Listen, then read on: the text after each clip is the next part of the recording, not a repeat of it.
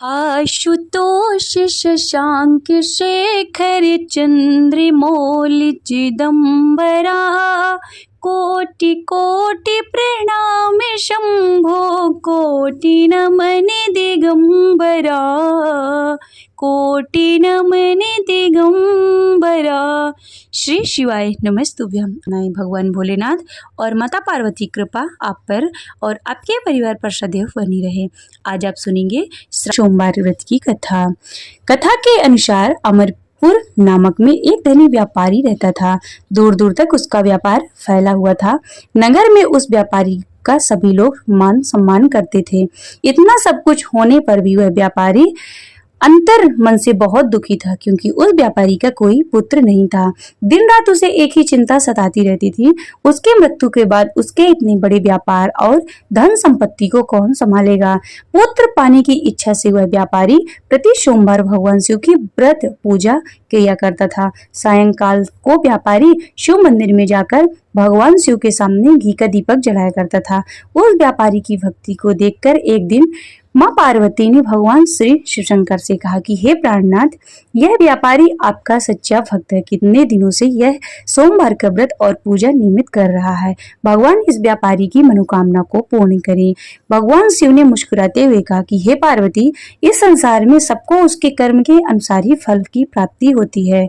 प्राणी जैसे कर्म करते हैं वैसे ही उनको फलों की वैसे ही फल की प्राप्ति होती है। इसके बावजूद पार्वती जी नहीं मानी। उन्होंने आग्रह करते हुए कहा कि नहीं प्राणनाथ, आपको इस व्यापारी की इच्छा पूरी करनी ही पड़ेगी। वह आपका अनन्य भक्त है। प्रति सोमवार आपका विधिवत व्रत रखता है और पूजा अर्चना के बाद आपको भोग लगाकर एक समय भोजन ग्रहण करता है।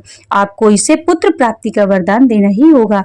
पार्वती का इतना आग्रह देखकर भगवान शिव ने कहा कि तुम्हारे आग्रह पर मैं इस व्यापारी को पुत्र प्राप्ति का वरदान देता हूँ, लेकिन इसका पुत्र 16 वर्ष की आयु से अधिक जीवित नहीं रहेगा। उसी रात भगवान शिव ने स्वप्न में उस व्यापारी को दर्शन देकर उसे पुत्र प्राप्ति का वरदान दिया और कहा कि उसके पुत्र को 16 वर्ष तक ही जीवित रहने की बात बताई। भगवान के वरदान से व्यापारी को बहुत ही खुशी हुई, लेकिन पुत्र की अल्पायु की चिंता से उसे उस खुशी को नष्ट कर दिया। व्यापारी पहले की तरह सोमवार का व्रत विधि पूर्वक व्रत करता रहा। कुछ महीने पश्चात उसके घर अति सुंदर पुत्र उत्पन्न हुआ। पुत्र जन्म से व्यापारी के घर में खुशियां भर गई। बहुत धूमधाम से पुत्र जन्म का समारोह मनाया गया। व्यापारी को पुत्र जन्म की अधिक खुशी नहीं हुई, क्योंकि उसे पुत्र की अल्पायु के रहस्य का पता था।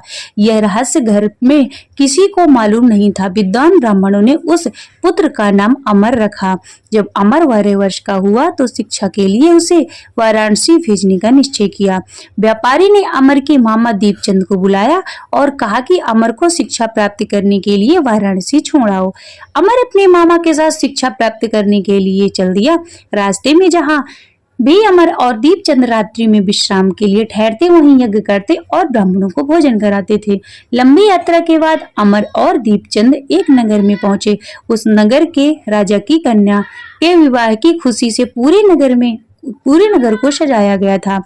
निश्चित समय पर बारात आ गई, लेकिन वर का पिता अपने बेटे के एक आंख के काने होने के कारण बहुत चिंतित था। उसे इस बात का भय सता रहा था कि राजा को इस बात का पता चलने पर कहीं वह विवाह से इनकार न कर दे, इससे उसकी बदनामी होगी। वर के पिता ने अमर को देखा तो उसके मस्तिष्क में एक विचार आया। उसने सोचा, क्यों न इस लड़के को दूल्हा बनाकर राजकुमार से विवाह करा दूं। विवाह के बाद इसको धन देकर विदा करा दूंगा और राजकुमारी को अपने नगर ले जाऊंगा। वर के पिता ने इसी संबंध में अमर और दीपचंद से बात की। दीपचंद ने धन मिलने के लालच में वर के पिता की बात को स्वीकार कर ली। अमर को दूल्हे के वस्त्र पहनाकर राजकुमारी चंद्रिका से विवाह करा दिया गया। राजा ने बहुत सा धन देकर राजकुमारी को विदा किया। अमर जब लौट रहा था तो सच नहीं छिपा सका और उसने राजकुमारी की ओढ़नी पर लिख दिया, राजकुमारी चंद्रिका, तुम्हारी विवाह तो मेरे साथ हुआ था। मैं तो वाराणसी में शिक्षा प्राप्त करने जा रहा हूँ। जब तुम्हें जिस नवयुवक की पत्नी बनना पड़े तो वह कान्हा है। जब राजकुमार ने अपनी ओढ़नी पर लिखा हुआ पढ़ा तो उसने काने लड़के के साथ जाने से इनकार कर दिया। राजा ने जब सब बातें जानकर राजकुमारी को महल में रख लिया। उधर अमर अपने मामा दीपचंद के साथ वाराणसी पहुंच गया। अमर ने गुरुकुल में पढ़ना शुरू कर दिया। अमर की आयु जब 16 वर्ष की पूरी हुई तो उसने एक यज्ञ की समाप्ति पर ब्राह्मणों को भोजन कराया और खूब अन्न वस्त्र दान किया। रात को अमर ने अपने शयन कक्ष में सो गया। शिव के वरदान के अनुसार शयन अवस्था में ही अमर के प्राण पखेरु उड़ गए। सूर्योदय पर मामा अमर को मृत देखकर रोने पीटने लगा। आसपास के लोग भी इकट्ठे होकर दुख प्रकट करने लगे। मामा के रोने विलाप करने के स्वर समीप से गुजरते हुए भगवान शिव और माता पार्वती ने भी सुनी। पार्वती जी ने भगवान से कहा कि प्राणनाथ, मुझसे इसके रोने का स्वर सहन नहीं हो रहा, आप इस व्यक्ति के कष्ट को अवश्य दूर करें। भगवान शिव ने माता पार्वती के साथ अदृश्य रूप में समीप जाकर अमर को देखा तो पार्वती जी से बोले कि पार्वती, यह तो उसी व्यापारी का पुत्र है जिसे मैंने 16 वर्ष की आयु का वरदान दिया था। इसकी आयु तो पूरी हो गई। पार्वती जी ने भगवान शिव से निवेदन किया कि हे प्राणनाथ, आप इस लड़के को जीवित करें, नहीं तो इसके माता पिता पुत्र की मृत्यु के कारण रो रो कर अपने प्राण को त्याग देंगे। इस लड़के का पिता तो आपका परम भक्त है, वर्षों से सोमवार का व्रत करते हुए आपको भोग लगा रहा है। पार्वती के आग्रह करने पर भगवान शिव ने उसी लड़के को जीवित होने का वरदान दे दिए और कुछ ही पल में वह जीवित होकर उठकर बैठ गया। शिक्षा समाप्त करके अमर मामा के साथ अपने नगर की ओर चल दिया। दोनों चलते हुए उसी नगर में पहुंचे जहां अमर का विवाह हुआ था। उस नगर में भी अमर ने यज्ञ का आयोजन किया। समीप से गुजरते हुए नगर के राजा ने यज्ञ का आयोजन देखा। राजा ने अमर को तुरंत पहचान लिया। यज्ञ समाप्त होने पर राजा अमर और उसके मामा को महल में ले गया और कुछ दिन उन्हें महल में रखकर बहुत सा धन वस्त्र देकर राजकुमारी के साथ विदा किया।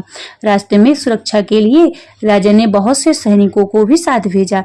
दीपचंद ने नगर में पहुंचते ही एक दूत को घर भेजकर अपने आगमन की सूचना भेजी। अपने बेटे अमर के जीवित वापस लौटने की सूचना से व्यापारी बहुत प्रसन्न हुआ।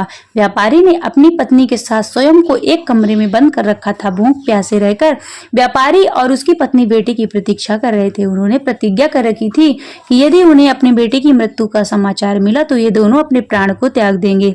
व्यापारी अपनी पत्नी को और मित्रों के साथ नगर के द्वार पर पहुंचा। अपने बेटे के विवाह का समाचार सुनकर पुत्र वधू राजकुमारी चंद्रिका को देखकर उनकी खुशी का ठिकाना न रहा।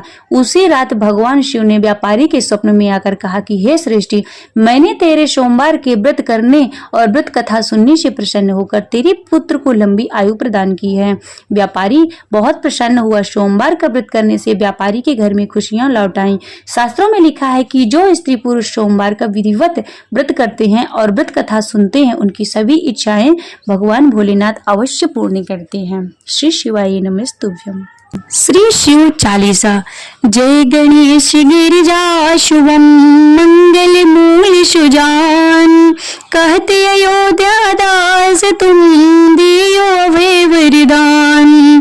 जय गिरिजापति दीन दयाला, सदा करत संतन प्रतिपाला। भाल चंद्रमा शोहतनी के कानन कुंडल नांग फनी के अंग गौर शिर गंगे बहाए। मुंड माल तन छारी लगाए, वस्त्र खाल वाघांबर सोहे। छवि को देखे नाग मुनि मोहे, मैन मातु को हवे दुलारी। वाम अंग सोहत छवि न्यारी, कर त्रिशूल सोहत छवि भारी। करत सदा शत्रु क्षयकारी, नंदी गणेश सोहित कैसे। सागर मध्य कमल है जैसे, कार्तिक श्याम और गणराओ।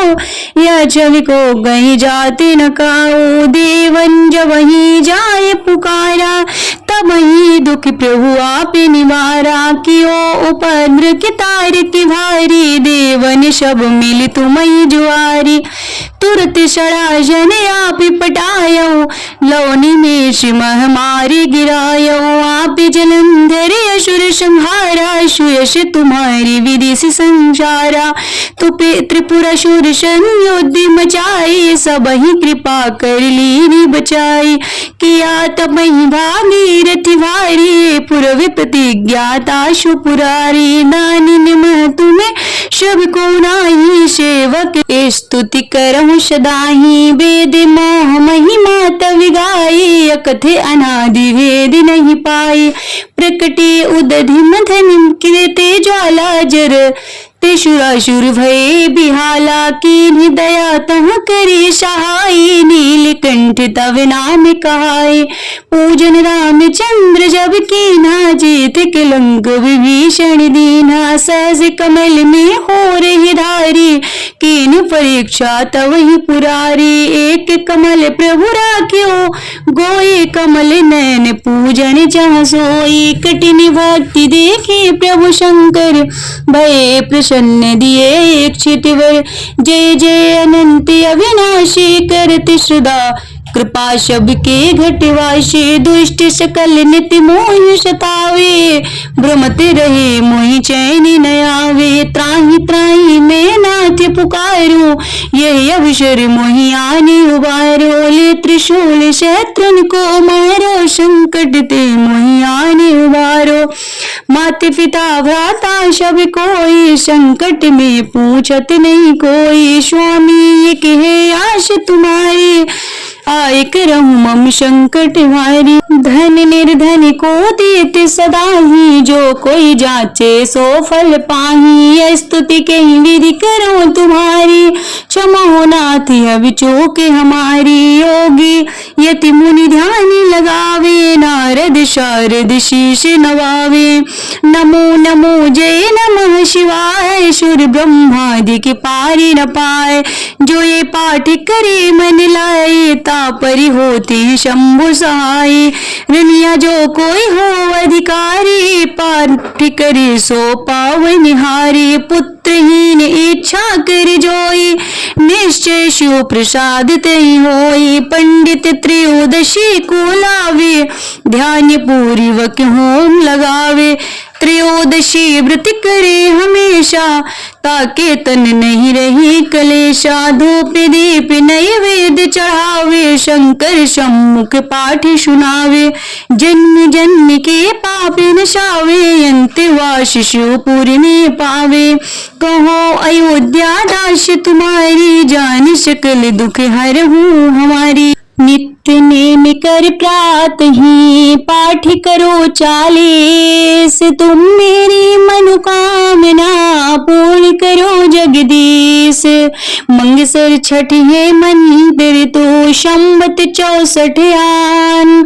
स्तुति 40 शिव ही, पूर्ण की कल्याण।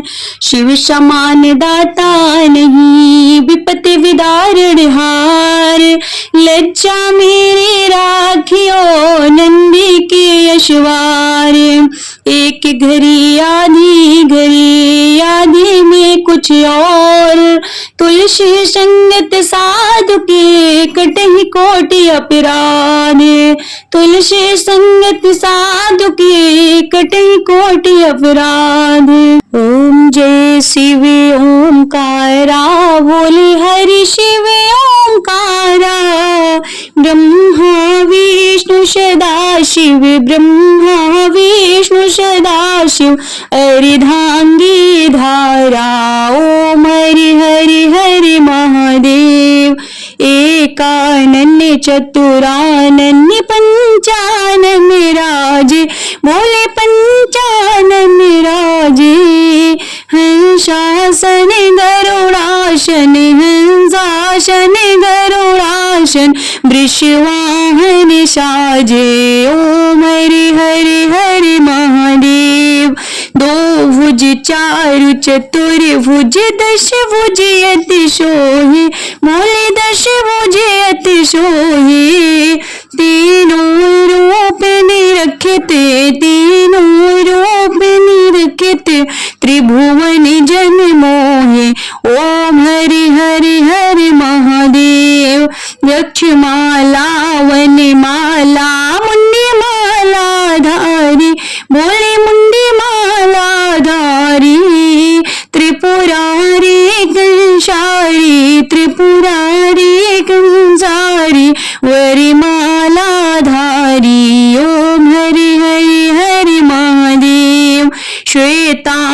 हरि पीताम्बरी बाघाम्बरी अंगे बोले बाघाम्बरी अंगे शनकादिक ब्रह्मादिक शनकादिक ब्रह्मादिक भूतादिक संगे ओम हरि हरि हरि महादेव कर में श्रेष्ठ कमंडल चक्र त्रिशूल धरिता बोले चक्र त्रिशूल धरिता जग करता जग हरिता जग करता जग हरिता जग पालन करता ओम हरि हरि हरि महादेव ब्रह्मा विष्णु सदा शिव जानते अविवेका बोले जानते अविवेका प्रणवाक्षर के मध्य प्रणवाक्षर के मध्य ये तीनों एका